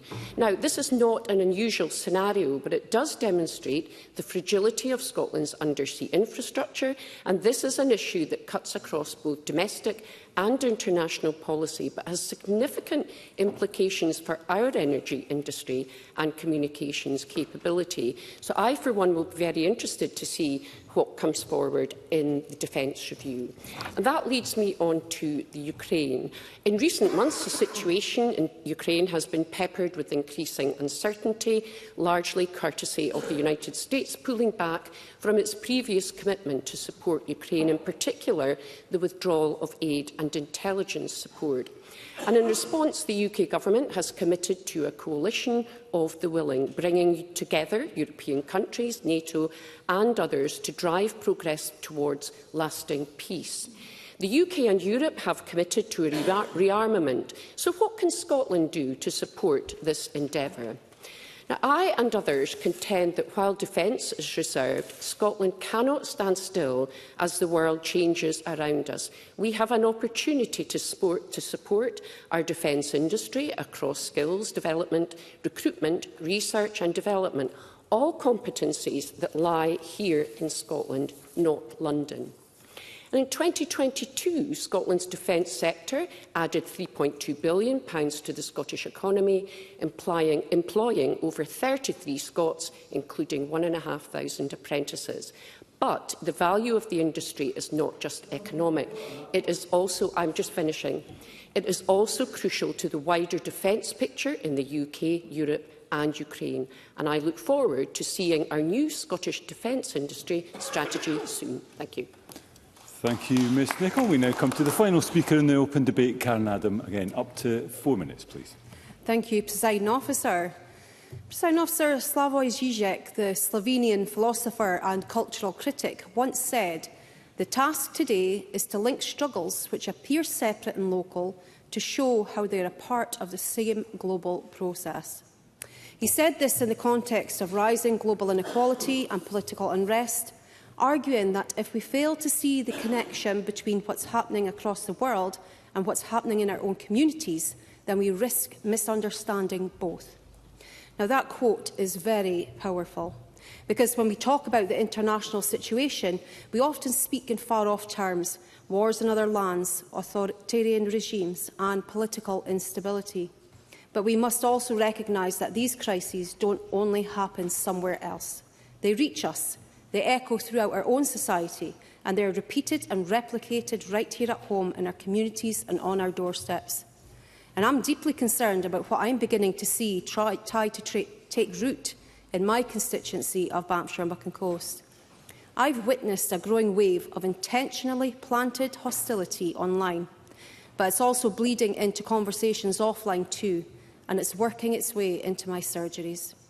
This hostility is being directed at people who are already marginalised, and I've noticed that the noise is getting louder, more confident and more organised. It's strategic and it's deliberate. Presiding Officer, when people are hurting,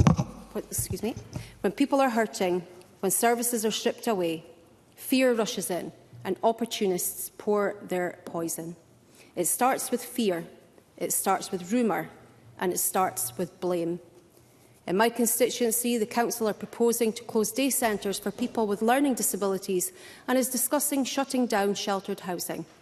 The individuals affected by this and their families are terrified about what may happen to them. People are left confused, anxious and afraid. Rumours have started from unscrupulous people stating they are taking the housing, they being asylum seekers. The blame isn't laid on those cutting the services, it lands on the most marginalised, pitting one vulnerable group against another. It's a vile tactic. It starts with fear, it starts with rumour, it starts with blame. We've seen where this leads. In the 1930s, Jewish people were portrayed as greedy, getting more than their fair share. It was a manipulation of public perception. Lies repeated long enough until people believed them, and we know where that ended. It didn't begin with violence, it began with division, with mistrust and with disinformation. We must be alert when seeing these posts and hearing these rumours. Who is pitting one vulnerable group against another? For what purpose? It's a disgrace, it's disgusting, and it must be called out for what it is. I support the Scottish Government's clear stance against the international rise of the far right. We are right to stand up for peace, for democracy and for international law, to invest in humanitarian aid and to speak out for those without a voice in Gaza and Ukraine, wherever this rise of hate is. Because history will judge us, not just on how we responded to global crises, but on whether we defended democracy in our own communities, whether we stood up for human rights here in Scotland. Very often, the politics of division tells us to look at the wrong 1%.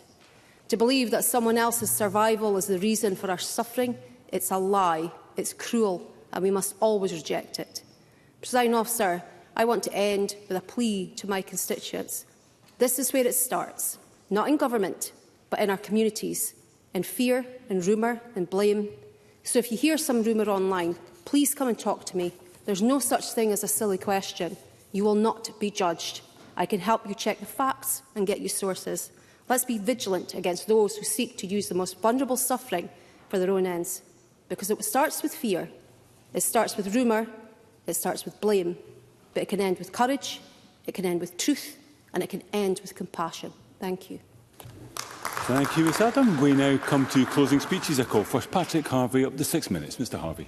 Thank you, Presiding Officer. And I have to say it's a pleasure to follow the closing speaker in the open debate, coming from someone who clearly understands the reason why we are having this debate, because far too many members, I'm afraid, have questioned that and clearly simply don't understand the relevance of the issue that's being brought to the Chamber today. The First Minister, I think, in masterful understatement, said that the debate would raise issues with implications for our communities. And I think it's very clear that the implications of the debate that we're having are deep, are widespread and are extremely troubling. I find it very easy to see justification for this debate, and I regret the fact that while this Parliament has never been restricted from debating reserved matters, local councils aren't even restricted from debating UK and global matters.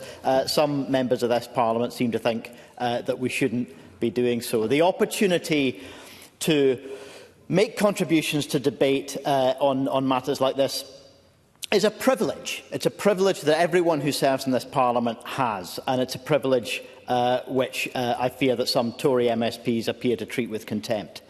I do want to mention, I already started by mentioning Karen Adams' speech, drawing attention to the impact of far-right propaganda beginning to take root in her own community. I see the same happening in Glasgow, first online and then beyond that out into the real world. And I have no doubt that it's growing in many other parts of the country. And Emma Roddick as well also took the opportunity that the privilege of taking part in these debates gives us to introduce issues which no one else has raised. Emma Roddick, I think, was the first in the debate to talk about disinformation, misinformation, the growth of conspiracy theories and the role of AI in the creation and dissemination of that kind of material.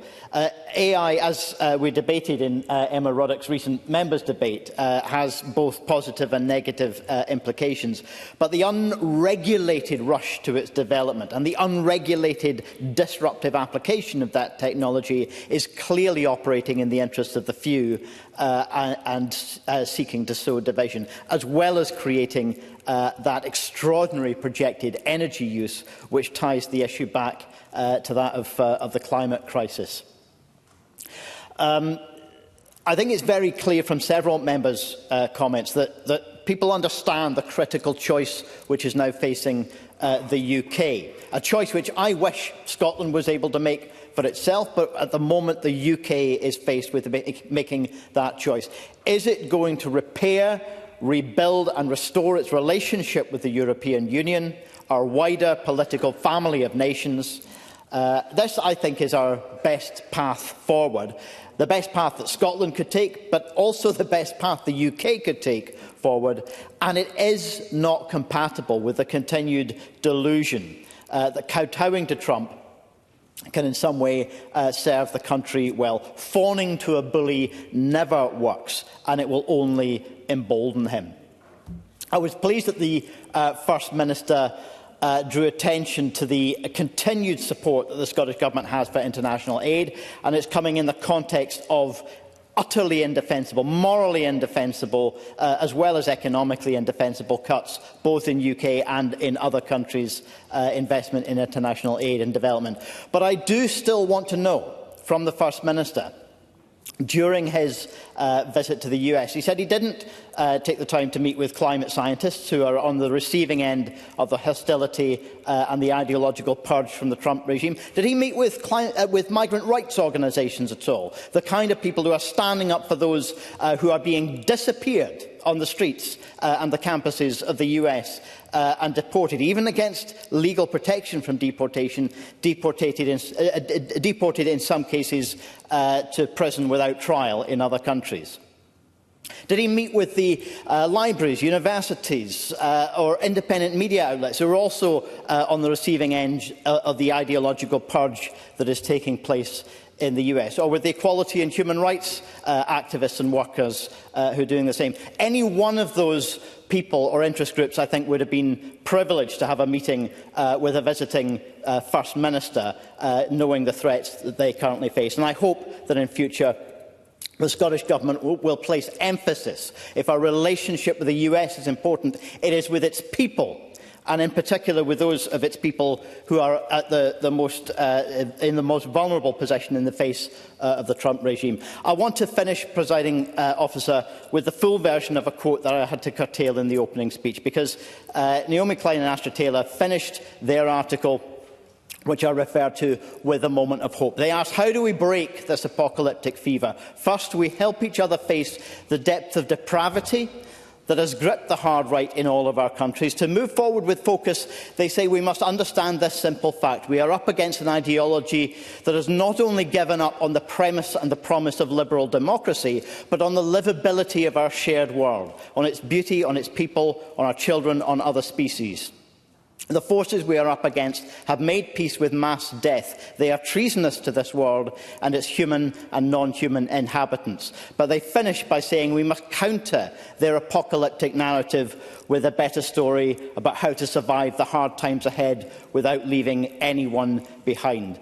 That's the challenge that really faces us if we want to address all of the interconnected aspects of the international situation that we've debated today, both globally and here at home. Thank you, Mr Harvey. I now call on Daniel Johnson up to 8 minutes. Mr Johnson. Thank you very much, Deputy Presiding Officer. And look, can I just take a moment to join with many reflections about the passing of His Holiness Pope Francis. Now, as somebody who often probably puts themselves in the latter category of people of all faiths and none, and if at best probably somebody who would describe themselves as a lapsed Presbyterian, Pope Francis was somebody who genuinely, I think, gave me inspiration and a thought about how to reflect upon the world and think about other people. And I do think that's relevant to today's debate, because I do think we do find ourselves in an absolutely unique, unprecedented global context. And in preparation for this debate, a debate without motion, one which I didn't know quite what direction it would take, I was reflecting on Francis Fukuyama's infamous quote about the end of history and how wrong we were. Because we now have, in our current context, war in Europe, and not just a peripheral war, a war which has seen hundreds of thousands of casualties and deaths. This is genuine interstate warfare, the likes of which we have not seen in 80 years. We're also seeing the resurrection of trade wars and tariffs, which saw a drop of 5% of the Dow Jones Index on the 3rd of April, with a subsequent 6% drop on 4th on just one announcement. This is a return to protectionism, the likes of which we have not seen for generations. But moreover, we have seen a return of the strongman authoritarian approach to statecraft. And I think that's one that's increasingly prevalent, but also closer to home, not in far-off lands, within Europe. And I don't want to name names, but I think we know the regimes within the European Union which show those strong authoritarian trends. But I would reflect on this, and I would have one note of caution for today's debate. We are right to, I think, worry about the rise of the right and the things, but let's not treat this in terms of these things as being a sense of other. Things happening in different places, because they are happening all around us, and we should have seen the signs, because the reality is the number of democracies since 2009 has fallen from 45 to 29. We've seen a doubling of the number of authoritarian regimes around the world. We've seen an erosion of the rule of law, even in Trump's approach. And I think we need to be cautious in terms of how our description of Trump, but we shouldn't have been surprised. We're talking about a president who, in the last time he was in the White House, blocked the appointment of judges to the Appellate Court of the World Trade Organization, which fundamentally blocked that institution. He didn't believe in the global institutions which enable free trade and global movement of goods. But we've also seen, over the last decade or more, increasing levels of democratic interference. We've seen an increasing number of proxy wars, and I think Audrey Nicholl is absolutely right to highlight the overflights of Russian aircraft, the disruption of undersea cables, because this is all around us, and it has been happening for some time. This did not just start happening in 2022. This has been actually happening for well over a decade. And I do have to disagree with my colleagues on the Conservative benches. And while I agree with many of the points they raised about the way the government uses its time, I would also maybe point that sometimes some of these issues the government tiptoes around, but actually these issues are so profound that we do have to talk about them. I think they raise profound issues around national security, the relationship between national security and economic security, industrial policy and what we must do. And absolutely those touch on devolved areas. But I think, first of all, I would just like to reflect on a point I raised with the First Minister.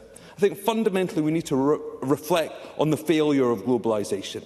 Now, globalisation, I would argue, has been a force for good. It raised 1 billion people globally out of poverty, but it undoubtedly eroded some of the economic structures within our own society. It increased inequality here. I think it increased and exacerbated poverty, and we failed to address that. And I think fundamentally we need to reflect on that. I think we also need to reflect on cooperation actually requires much deeper interactions than simply membership, and we perhaps took those for granted. But I think on our reflections what this means for us in this country, I think fundamentally the point around the interaction between economic and physical security is profound. We have to look at our industrial base. The UK government was absolutely right to take ownership of the British Steel plant, because we have to produce things like steel. But likewise for here, in Scotland, we need to think about security in terms of our energy generation in Scotland. We have to ask questions about the level of comfort we have about relying on other countries for fundamental parts of our supply chain, and whether or not other state actors could interfere with our energy supply. But likewise, I would gently say to the government, while I am pleased by what both the First Minister and Deputy First Minister have said about our defence sector, I think the Scottish Government has at times been coy about talking about the defence sector. And I think the last few months and years have brought into sharp reflection how important the defence sector is, both for our national security, but also actually for providing skilled jobs. But it is fundamentally important. I would also say to members, and there has been the prospect of independence, unfortunately raised yet again. Now, all I would say gently to them, at a time when the features or the issues around the UK-Iceland-Greenland gap are rearing their heads again, the thought that we can just simply swap one union for another, I think, is flawed as a concept. We are bound together in our relationship across these islands. Whether we like it or not, we have a shared responsibility to defend this patch of land that sits between the Atlantic and the North Sea. What the Russians are doing in the North Sea cannot be ignored, and we have to cooperate across these islands to defend this part of the world that we call our own. And just in concluding, Presiding Officer, we must learn the lessons of history. I referred to global institutions earlier in my speech. It is a fact that many of those global institutions arose from the ashes of the Second World War. Indeed, the Bretton Woods conference happened during the Second World War because they recognised that relationship between the economy, politics and security. We cannot allow another global conflict to be the way that we find our path back to sound global institutions and global prosperity. Thank you very much, Deputy Presiding Officer. Thank you, Mr Johnson. And I call Jackson Carlo. In 7 minutes, Mr Carlo. Thank you, Presiding Officer. I don't think there's actually been a discernible theme this afternoon. There are a lot of very individual contributions. I note the contributions of my very good friends and colleagues, Mr Kerr and Mr Ross. They were so well made, I won't repeat them, but perhaps look to contribute in my own way. Can I start with a commentary from the First Minister about the Drumlanrig Accord? I mean, I think we should be incredibly proud in Scotland of this, because Sheikh Razawi and my very good friend Edward Needham and others, the First Minister and I were at Edinburgh City Chambers last year when they had the candle lighting ceremony.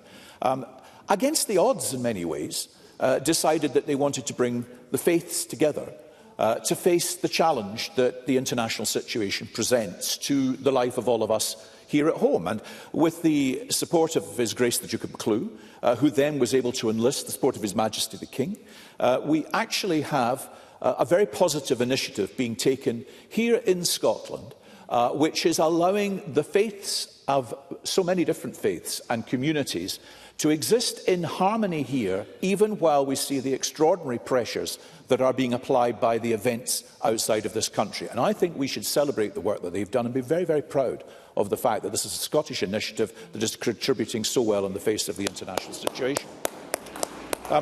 Now, over the Easter recess, I turned 66. The day before, the First Minister turned 61.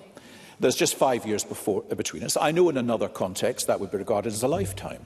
But in the context of today's debate, it's not really that long at all. But I was reflecting in advance of this debate on what I thought were perhaps from a long menu the key things that had shaped the international situation over my lifetime. And I thought of the visit of Nixon to China in '72, the fall of the Shah of Iran in '79, the fall of the Berlin Wall in '89, and the events in New York in 9/11. All of these events had profound consequences for the world in which we live today.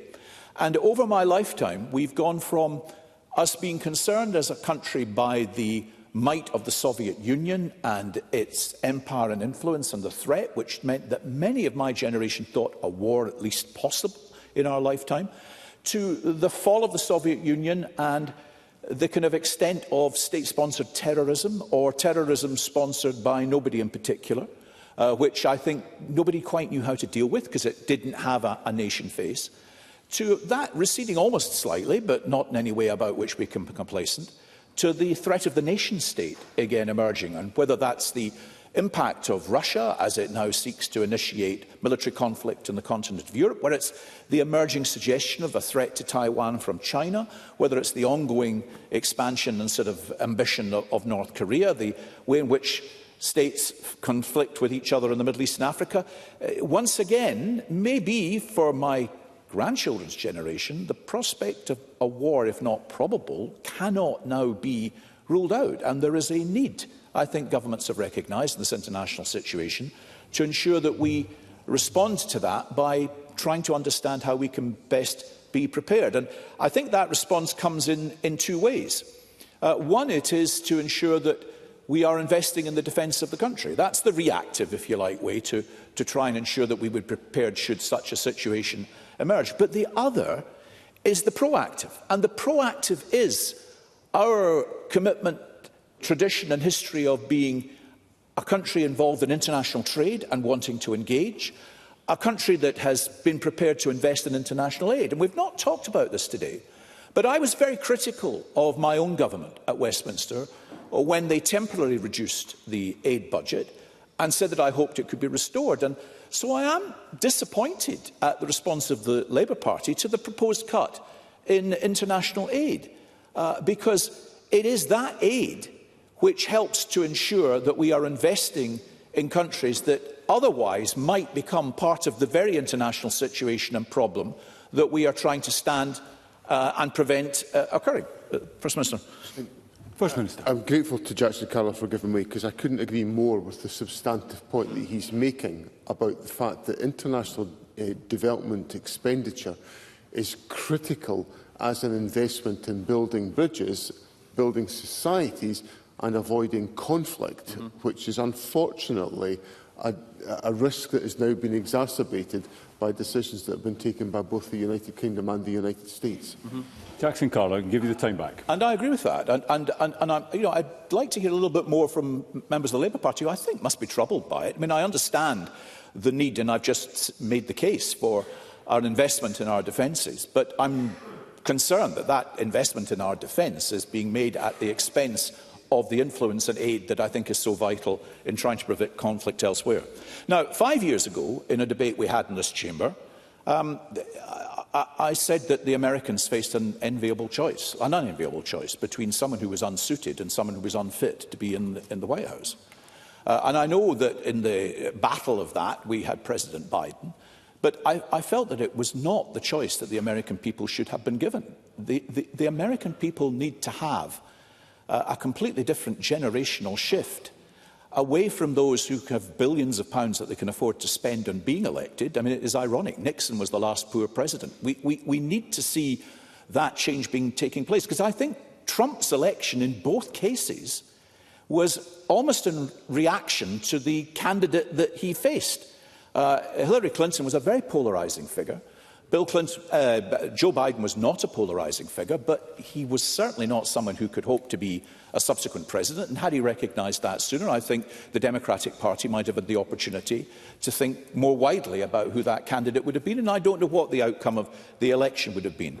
So I'm not a fan of Mr. Trump, but I don't then conclude, as Patrick Harvey does, that we just abandon our investment, our relationship and our hope in the United States. I think, in some respects, President Trump is not wrong. 80 years after VE Day, as Mr. Bibi pointed out, the other countries of Europe also have a responsibility to ensure that they step up to the defence of our own continent. It can't all just be an ongoing expectation that the United States will. But I think I'm now into my last few seconds. So I can give you all the time back. Well, I'll take Mr. Johnson. Yeah. Daniel Johnson. I'm very grateful to Jackson Carlow, and I apologise to Patrick Harvey.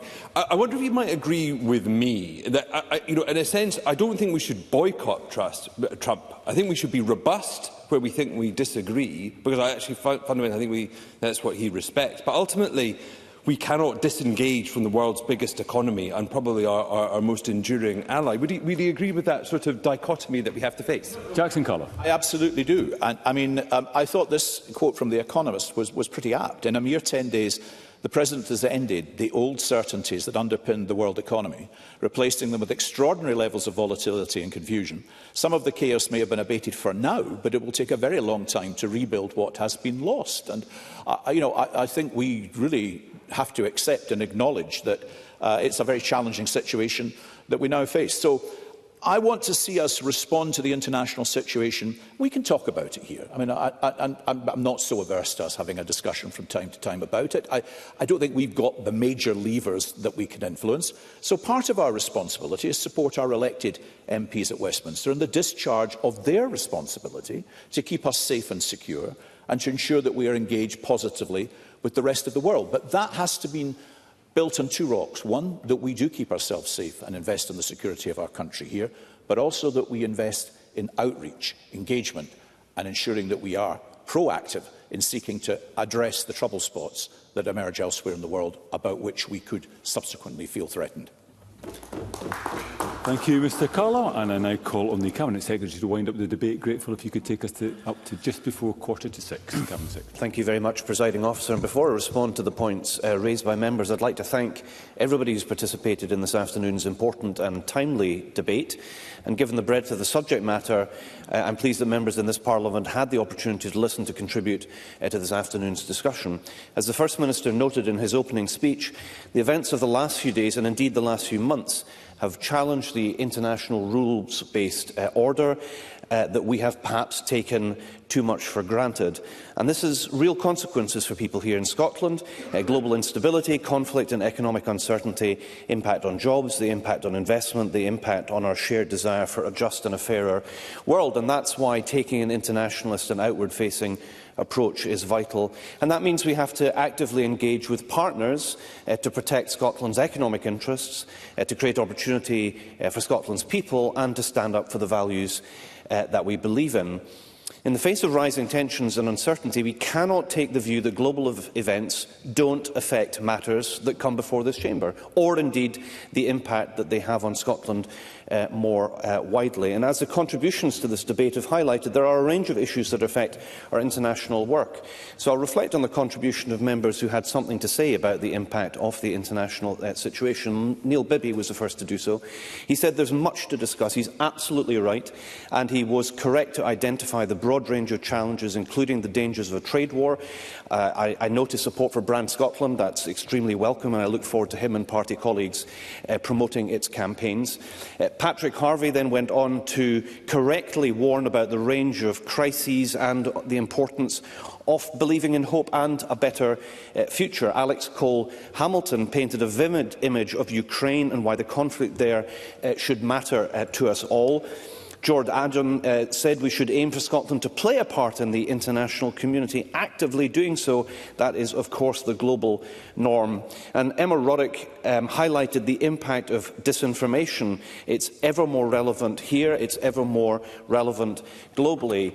Paul O'Kane highlighted the importance of coexistence and hope, and also not forgetting about conflicts, frozen conflicts, that sometimes are less in the international headlines. He recounted his visit to Bosnia-Herzegovina with Remembering Srebrenica, and having led the first Scottish delegation to Srebrenica. With Remembering Srebrenica, I commend all colleagues who have not yet been. Please do go. Please ensure the combating of genocide and Holocaust denialism remains a priority for all of us in Scotland. Kevin Stewart made a powerful speech about the situation in Ukraine and in Palestine and warned about the damage of tariffs and also the danger of the far right. And Michelle Thompson highlighted the impact of tariffs on bond markets and how this impacts on Scotland and our devolved governance. Audrey Nicholl was right to reflect that we should give greater consideration to international developments, not less, and that includes the malevolent role of Russia around our shores, something that we should all be alive to. Karen Adam warned, and history is repeating itself in this regard, the dangers of othering, of fear, of rumour and blame. And in terms of the concluding contributions, Daniel Johnson was right, I think, to describe the unique context that we find ourselves in presently, saying that the issues are so profound that we must discuss them. I agree with him, and he went on to talk about the importance of the defence sector. I agree with him on that, and also in highlighting northern security as an area where we all share a key priority on. And Jackson Carlow, I thought, made a very, very expansive and considered contribution on behalf of his party. He talked about the importance of faith, coexistence and cooperation. He talked about the changing international relationships in a global context and a risk of war. And he talked about the importance of trade and aid. I couldn't agree with any of that any more than I do. In closing this debate, I'd like to emphasise the role that Scotland plays internationally and the importance of navigating global challenges with a clear focus on our values, our interests, our strategic priorities. Presiding Officer, engagement with the international community does matter to Scotland. Not only is it an important opportunity to make a positive contribution on global issues like climate change, on renewable energy and economic prosperity, it also affects how we are viewed by the rest of the world. And through our engagement with international partners, we demonstrate our commitment to democracy, to the rule of law and the principles of cooperation between nations enshrined in the United Nations Charter and anchored by the rules-based system that has defined international relations for much of the last 80 years.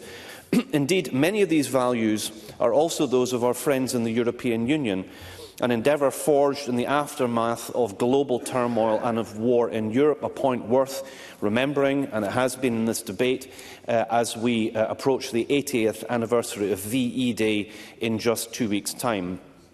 We will continue to work with partners to promote and strengthen multilateralism and global institutions to protect human rights, and through our international development programmes and humanitarian responses to help the most vulnerable where we can. Last year, I was proud to launch the Scottish Government's international strategy, building on the Global Affairs Framework, which sets out our values-based approach to international relations. And the international strategy emphasises Scotland's aspiration to be a good global citizen, recognising the need for cooperation to build a more just, a more sustainable global system. And this is central to our vision for Scotland's place in the world and underpins the way in which we conduct ourselves internationally. In addition to the strategy's core themes of economy, of trade and investment, climate change, biodiversity and renewable energy, and reputation, influence and relationships ensure that we maintain focus on priority areas, meaning that our international work is impactful and delivers for Scotland's people and for Scotland's businesses. I want to take a moment to draw attention to the international network of Scottish Government offices and Scottish Development International posts who do so much work to promote Scottish interests overseas and strengthen our relationship with key countries, protecting and enhancing Scotland's brand overseas. These networks and the people that work there create links and have helped put Scotland on a path to a greener and more prosperous future. And recent global economic instability underlines the important roles that these networks play and will continue to play for Scotland's businesses and wider economy. And for those people who don't know it, there are around 1,200, 1,300 members of the Global Scot Network who work on a non-remunerated basis around the world, promoting Scotland, promoting inward investment, promoting our economy, promoting Scotland as a place to study, work and live in, and I would encourage members to do everything possible to support that network. It's the envy of many other countries. In conclusion, Presiding Officer, I'd be happy to give way yes. Patrick Harvie. I'm grateful, and I support the continued existence of the Global Scot Network. It does have positive value if we ensure that only people we are keen to work with are involved. Given the history of Donald Trump having been appointed to it and then ultimately had to be removed from it, is the government taking an active role at looking at who historically has been put onto that network, who is still active within it, and ensuring that it does include people who we are exclusively happy to have working with us in what is sometimes portrayed as a quasi-ambassadorial role? Cabinet Secretary. I thank Patrick Harvie very much for that question. The management of the Global Scot Network is operated by Scottish Enterprise and Scottish Development International. No issues have been raised with me about any members of the network. He brings up a historic case, of course, which is factually correct. If he has any concerns, I'm sure colleagues at Scottish Enterprise would be happy to look at it. There is a very extensive programme which involves the recruitment, retention and support of the Global Scot Network. I think it works very well. I think it's something we could look at expanding, and if colleagues have any views on that subject, I would be happy to hear them. In summary, Presiding Officer, we live in an increasingly interconnected world where no nation or individual is sheltered from the impact of global affairs. Indeed, this debate has underlined the influence and the impact that global issues have on our nation, whether it be United States tariffs and the knock-on effect on the global economy, the devastating impact of conflicts and climate change, or the weakening of the rules-based system that govern cooperation between nations. These issues affect all of us here in Scotland, and that is why, Presiding Officer, I would like to close by reflecting what can be achieved when we work together, collectively across this chamber and across the country, country to take a positive view of international engagement. And a very good example of that is the establishment of the Scottish Council on Global Affairs, the council which has had the backing from other parties in this Parliament and indeed the United Kingdom Government, is helping to enhance Scotland's reputation and encourage others to think about what Scotland has to offer to global affairs, and their work has also helped to raise the quality of debate and understanding of modern international issues across Scotland. By working together in this chamber, we must continue to advocate for Scotland internationally, to ensure that our voice is heard on issues that affect both our international relations and domestic policy here in Scotland, and to stand up for the democratic values of the rule of law, cooperation and respect for human dignity. Thank you very much, Presiding Officer. Thank you. That concludes the debate on the international situation. It's now time to move on to the next item of business, which is consideration of two Parliamentary Bureau motions, and I ask Jamie Hepburn, on behalf of the Parliamentary Bureau, to move motions 17266 on committee membership and 17267 on substitution on committees. Move, Presiding Officer. Thank you, Minister. The question on these motions will be put at decision time, and there's one question to be put as a result of today's business, and I propose to ask a single question on two Parliamentary Bureau motions. Does any member object? No member objects. Therefore, the final question is that motions 17266 on committee membership and 17267 on substitution on committees, in the name of Jamie Hepburn, on behalf of the Parliamentary Bureau, be agreed. Are we all agreed? I'm just going to ask again, are we all agreed? The Parliament is not agreed, therefore there will be a brief suspension.